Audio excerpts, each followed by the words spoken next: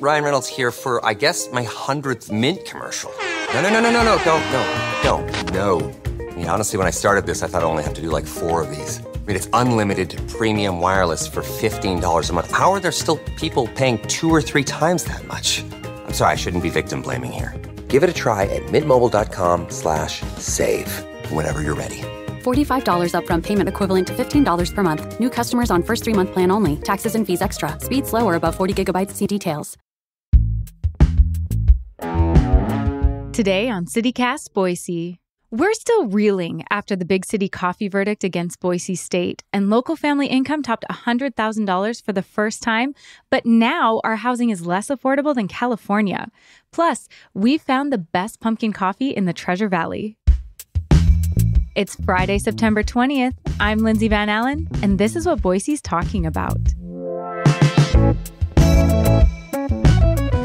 Happy Friday. Joining me today is our executive producer, Frankie Barnhill. So glad you're here. Yeah, it's good to be here. Lots to talk about. Let's get into it. Yeah, so much. Okay, so everyone is talking about the big city decision, and there is so much to this. So let's jump right in.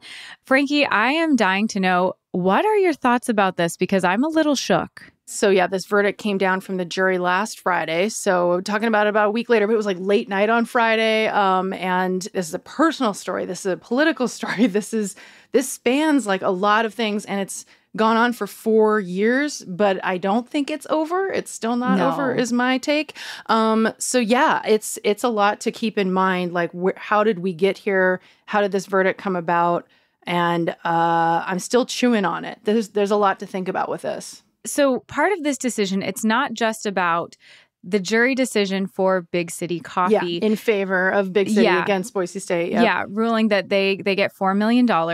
So it's not just about that, because this is also kind of a slap towards Boise State and towards higher education. Big time. And the politics of higher education. And so this is going to have a ripple effect. I mean, if you go on Twitter and you look up people talking about this decision, there are people who are rabidly talking about they're going to sue Boise State. They're going to sue everybody who made them wear a mask during COVID. So it has really kind of stirred up the rabble in a way, who are looking for potentially, they could get a payout. They could fight against these institutions that they view were oppressive to them. And that is something that is a very I don't even know how to describe it. It's kind of an ever-present thing here in Idaho that sure. What is going to happen next? And it very much has that feel. So I'm really curious what you think, or maybe we need to set the stage even. 2020, where were you? How there was a lot going on that I think we need to talk about to really explore this Big City Coffee decision. So summer 2020, COVID had closed Boise State campus in the spring when the pandemic kicked off. They're preparing to come back to campus with lots of restrictions for students, but people were returning. At the same time, of course, small businesses were suffering to varying degrees. According to Sarah Fenley, the owner of Big City, she was struggling immensely. Her downtown flagship location on Grove Street, there were a lot of challenges in getting people to still come to her business or do that safely. There were a lot of restrictions, all of that. I think it's important to keep that in mind. So then at the same time, she was approached by Boise State. Boise State had, in the Albertsons library, it was the Starbucks was there for many years. I used to work at Boise State Public Radio. We used to be located on the campus directly. And I remember going to that Starbucks and thinking like, oh, it'd be cool if there was a local spot. Well, when Starbucks contract ended, that's exactly what the university wanted. They wanted a local coffee shop, approached Big City to come in. It seemed like everybody was excited about that decision. By that, I mean both parties wanted it. And then things got a little messy, and they got messy fast, and they resulted in a lawsuit, and now $4 million owed to Big City. I think there's a few other things to note. Just back in the Wayback Machine, even further back, Sarah Fenley had come out very strongly in favor of the police in reaction to Black Lives Matter protests that were happening in 2016.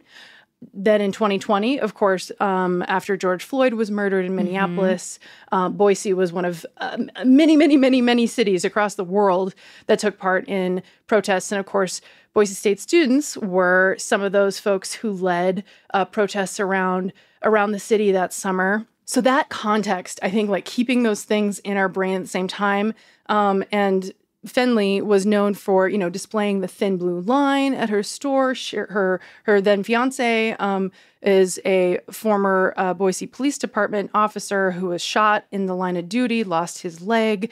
So there's just like a lot of emotion connected to all of this. Yes. Well, and I think it's important to note, too, that during the George Floyd era, Black Lives Matter era, in that 2020 period, she had several, thin blue line flags outside her store. At Grove Street. On Grove Street. Every single table that used to just have like a little vase and flowers had a vase with a thin blue line flag in it. That like it was very in your face. Where you came in and really the atmosphere had just changed, because I know like when I was going to Boise State in 2020, and before that, like after we would have nursing tests, my friends and I would go, get something, get some coffee, grab a scone, treat big yourself. Cakey scones. Okay, then that's where we would go. But then there was just this marked change where it was all thin blue lines. It was everywhere. It was very prominent. And that made me uncomfortable in light of everything that had happened. And so we decided we would not be going there after nursing school tests and stuff.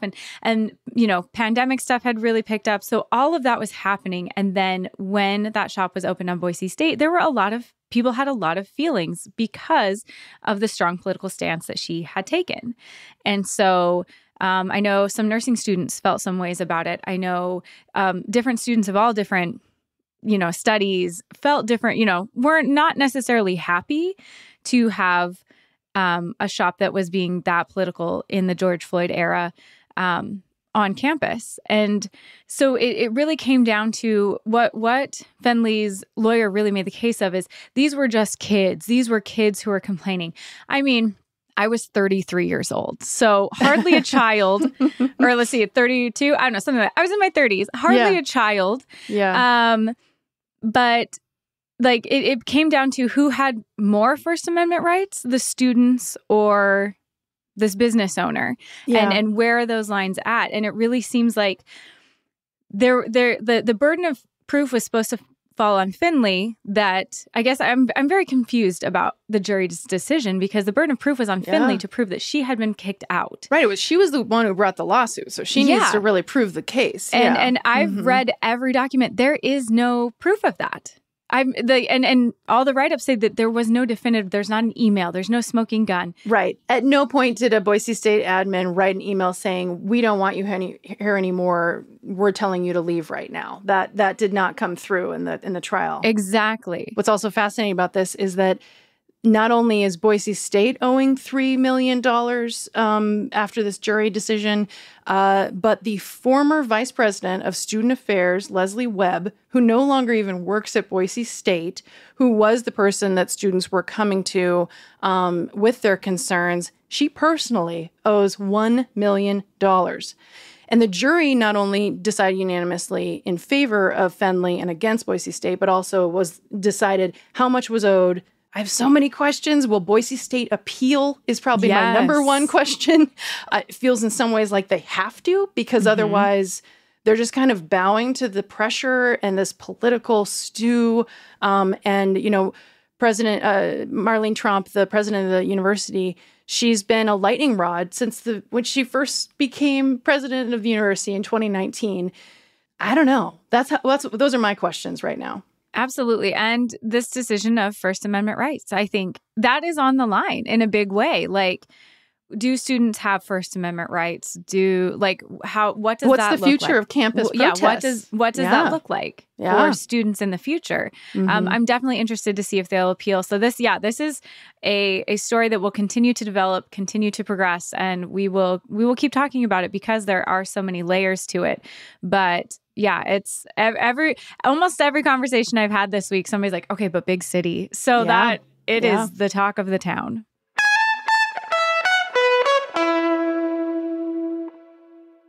How do stop losses work on Kraken? Let's say I have a birthday party on Wednesday night, but an important meeting Thursday morning. So Sensible Me pre-books a taxi for 10 p.m. with alerts. Voila! I won't be getting carried away and staying out till 2. That's stop loss orders on Kraken, an easy way to plan ahead. Go to kraken.com and see what crypto can be.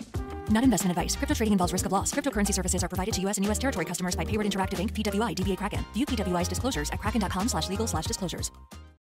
This episode is brought to you by Polestar. Time is luxury, which is why Polestar spent so much time designing the Polestar 3, their luxury electric performance SUV. It's designed to go further with up to 315 miles of range and immerse you in a unique listening experience powered by 25 speakers. Your favorite daily news podcast has never sounded better. All to make the time you spend behind the wheel of Polestar 3 the best time of your day. Book your test drive at Polestar.com. Frankie, did you hear the good news? The good news. Tell me. Spread the good news. Yeah. What is Boise, Boiseans, Boise residents, you are making more money than ever, according to a report from the Idaho Statesman that Boise area family income tops $100K for the first time. So I don't know if you feel like you're making more, but according to the news, you are. Yeah, is everybody feeling richer today now that we know this? Yeah, fascinating. This is based on data from the Idaho Department of Labor. And specifically, what's interesting to me about this is that it's family income exceeding $100,000 last year for the first time, as opposed to like household income. We hear of that. So it's two different things. So as far as the family income, though, rising to this level, I mean, yeah, it's a marker. It's interesting. I feel like we know that wages have increased since the pandemic. And so I suppose it only makes sense that we would start to see the median family income get to this level finally. I say finally because Idaho's long been behind the curve on wages overall. Yeah, and I wanted to break down what this family income includes. So family income also includes if anybody 15 or older in your home is making income, that is added to it. Those summer teen jobs. Yes, your kid's part-time job is part of your family income. Yep. It also is more than just your paycheck. So it's your investments, pensions, Social Security, and other sources of income can be included. So if your paycheck didn't necessarily go up a whole bunch, that is also, other things are being factored in. But this rise was an increase in 2.7%, which is, I guess, a really significant increase for this area. So, and the first time it's over 100,000, no matter what the marker is and it's never been above 100K before. So yeah, it sounds like, and of course, Governor Little in a press release want to take credit for this milestone, talking about the economy and the prosperity that Idaho as a state has been seeing, which, there has been compared to other states for economic growth. It's in certain sectors. It's not affecting everyone equally. No. But yeah, taking some credit for it. Okay. Well, along with that good news, Frankie, there is a little bit of bad news. I knew there was a shoe that was going to drop somewhere. I was going to say, it's never just good news. It never can just be good news. So I was really curious with all your extra money, Boise residents. Also bad news, since the pandemic, Idaho has surpassed California as one of the most unaffordable states for home buyers. So even with your more income, you might not have enough to buy a house anymore. I don't know. Yeah. You're still living in your crappy rental, even with your 100K in your family. Your family income of 100K. Yeah. I don't know, Frankie, I feel like that, when I saw the rise in family income, I was like, oh, that's fantastic. And then seeing the homebuyer thing, that definitely felt more like the vibe. I don't know. Is that kind of totally what you're seeing? Yeah. Ooh, 2 steps forward and how many steps back? I don't know. That it is more of a complete picture. Like it's fascinating that both of these reports, this one from the National Association of Realtors, came through this week, along with this Idaho Department of Labor data. It's telling a more complete picture to have both of these data points. And the only other state that's less affordable than Idaho is Montana. So we're seeing, these rural western states that have seen incredible increases in population compared to their previous, low population states after COVID. And this is the story that we've been talking about for years. This kind of just puts another data point on the very messy board of this picture. And you can't eat the scenery. You can't buy the house that you want, even with $100K necessarily. Inventory continues to be the main thing that economists talk about, the lack of housing stock, not enough homes for the people who want them, which is locking a lot of people out of the market still.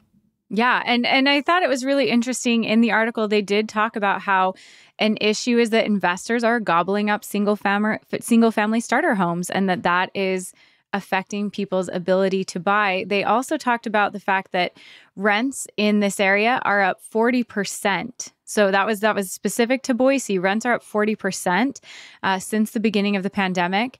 And I mean, even if your family income is over 100K, I'm pretty sure your wages didn't go up 40%. No. And that's the key. We're not seeing this one-to-one. Boise State Public Radio's Jimmy Dawson talked with Ali Robbie from Jesse Tree about, evictions. We're seeing people who are in rentals who then can't even afford to stay in their own rental, and that increase in the Boise area. So yeah, good news, and then some more bad news. I say maybe you're feeling a little wealthier, still can't buy a house though. That's the story of Boise. I don't know. Go get more iced coffee, I guess. No, it truly more the little issue treats. The issue really is the avocado toast. Oh God, if we got less iced coffee, less avocado toast, like that $5 every couple times a week immediately would become the $200,000 you need for a down payment. Okay, so pick of the week. We got to talk about something positive to end the conversation. And I'm asking you, Lindsay, because we were just talking about iced coffee, and I understand that's the perfect segue for yours. What's your pick of the week? Yeah, this feels really topical. But Boise, I have found the best pumpkin spice cold brew. I found it. The search is over. Yes, I worked hard and diligently at this. It was serious, and I found it. You can find the best pumpkin spice cold brew at French Press Express in Meridian. What? Okay. Yes, it's a new coffee trailer, or new-ish. Okay. It's so good. So I just decided to go out on a limb and try it. Their coffee is delicious, and the ice in the iced coffee is coffee. So they freeze coffee. So as you're drinking it, your coffee doesn't get diluted. It doesn't, it stays delicious and coffee the whole time. Oh my gosh.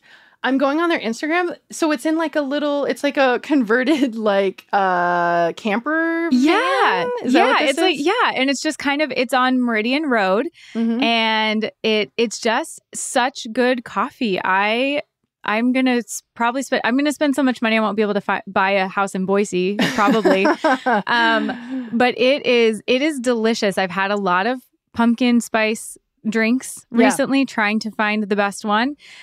This one it's not too sweet. The coffee is really high quality, and they offer two sizes, 16 ounce or 24 ounce. So you can have, you can have a really nice pumpkin spice morning or a panic attack. Yeah. Really, whatever it is you're looking for that day. Your choice. So wait, it's cold brew. It's not a latte. Yeah, not a latte. Okay. Mm-hmm. They add a little extra pumpkin spice yumminess to the coffee, so you're not relying on the foam for all the flavor. That's what I was wondering. Is it the syrup? Is it the foam? Is it both? Yeah, there's definitely a little syrup in it, but it's not sickly sweet. It's just, it's nice. But there's lots of flavor. I'm a huge fan of the little round balls of coffee ice. I don't know. I know that's a little thing, but I'm like, that's just magical. I love that. I mean, you're right. Having ice just dilute, it just takes it away. If you're like a slow sipper and you're like, well, now I'm just drinking like weirdly diluted coffee water. Yeah. And it's actually like, as I'm getting closer to the bottom, it's getting like a little more coffee-ier because the ice is melting. And I'm like, okay, no, this is great. It's like stronger to pull me through. Steady caffeine IV drip for you. Yep. That's what I need. So that is, I'm going to be hitting that up this weekend, maybe every day, because it is so much dopamine for me in a cup. I'm loving it. So what about you? I'm really excited. I heard you had a fallish pick of the week. Yeah, kind of. Okay, so my pick of the week is that. First off, celebration. Congrats to the Flicks. They're turning 40 years old this weekend, and they're having a big party on Saturday. Unfortunately, it looks like it's sold out. So if you already got tickets, then you're good to go. And what they're going to do, they're showing Casablanca, classic film. And yeah, I think that's, and it's also like cozy, like, oh my gosh, the black and white film at the Flicks this weekend, that would be so much fun. So congrats to them. Indie movie theaters, they're dying. So to see the Flicks turn 40, still be around. We talked with Carol Skinner from the Flicks last spring or around Oscar season, and just hearing from her talk about a small business that's just kind of made it work. Although, their margins are incredibly thin to nothing. So we love the Flicks here at CityCast Boise. So I'm happy for them. And then my related, but more folly is, recently I rewatched the Lord of the Rings trilogy because I am a nerd and it is fall and I'm leaning into it. And why is that show so fall coded? I'd never thought about it till you said it. And I was like, so fall coded. That is a fall show. Well, I mean, yeah, first off, the Shire, duh. Like, it's like so cozy, where Frodo comes from, it's like, let's just curl up with a book. Tolkien is like a fall king. That is my take. And yeah, I mean, the darkness, the horror, all of that, like it's all of it in one. Yeah. The magical elements, the fantasy elements. So very fall coded to me. And the folks at the Idaho Film Society, they're showing all three. They're showing the trilogy this weekend on Saturday at the old Greyhound bus station, which just sounds like a lot of fun. I love that. No, and that is something I really love about this area, that Boise is a community that values these independent theaters, these indie film areas. Like that is just something about the personality of Boise that I think is so great. And I want to go watch The Lord of the Rings now. I'd never thought about it being fall coded, but now I want my pumpkin spice cold brew, and I want to watch that. That sounds like the best Saturday activity. It really does. I think Gandalf would agree. So, and now I will step off my nerd pedestal. So, no, nerd is in. Nerd is great. That's all for today here on CityCast Boise. The show is produced by Evelyn Avitia, Frankie Barnhill, Selena C.A. Reynolds, and me, Lindsay Van Allen. Special thanks this week to the CityCast Salt Lake crew for letting us share their episode about Mormon moms. Blake Hunter writes our Hey Boise newsletter, and our music is by Up Is The Down Is The. If you enjoyed our show today, leave us a review. It helps other people find us. We'll be back on Monday with another great local story. Catch you then.